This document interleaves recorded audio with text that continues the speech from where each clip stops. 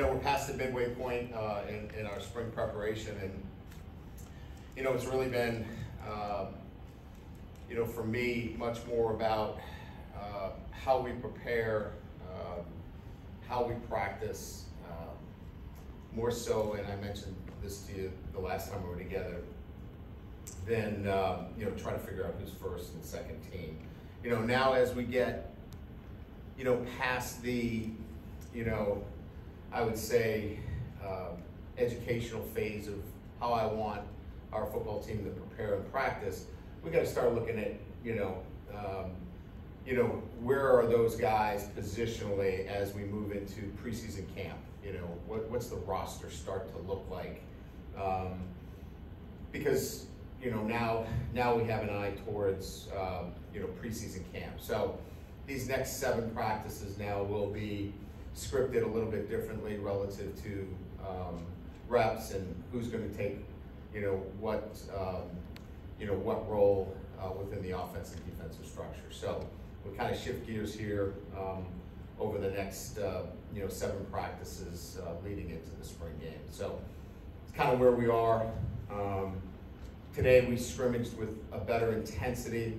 I don't know if it was any cleaner, but it was certainly with better intensity and the kind of competitive spirit that I was looking for. Again, now our focus will be, for example, with the quarterbacks, who's maybe a little bit stronger at an RPO game plan, who might be a little bit better at a traditional, across the field read, offensive structure, and then tailoring it, to the quarterbacks. So that's what you're going to see over the next, 10 days to 2 weeks. With that, we'll open up to questions.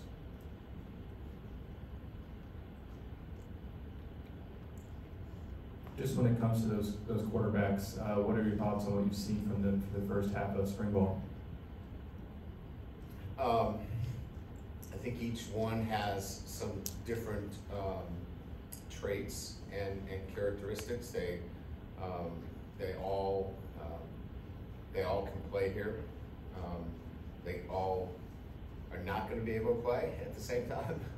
So we're going to have some some difficult choices to make, but each one of them has some different characteristics that kind of allude to what I mentioned in terms of, I think each guy can do some things differently, and we're going to have to be putting together the offense to highlight their skill set. So it's been fun. It's been interesting to learn a little bit more about them. And then it'll be our job to get the best out of them and tailor the offense accordingly to what their skill set is. Coach, over here on the right, front right, Buddy Sonju, CBL Sports Radio. Yeah, buddy. John Emery, we hadn't seen him in a game in Yeah. a year and a half. He looks physically as well as he's been. Yeah. Could you talk about him, running back by committee, and secondly, quarterbacks look like you put a little more pressure on them. Are you happy with the way they're doing little things, including getting rid of the football quick enough? Yeah, so John, it's really about, John being in a better place mentally than it is physically. I think he's not as distracted. He's focused on what's most important, and what is most important is his academics and football. And I'm really proud of the progress that he's made since my short time here, in making that happen. And I think I think we're going to see him play for us this fall because of that. And that's all on him, right? He had to make that decision, and good for him.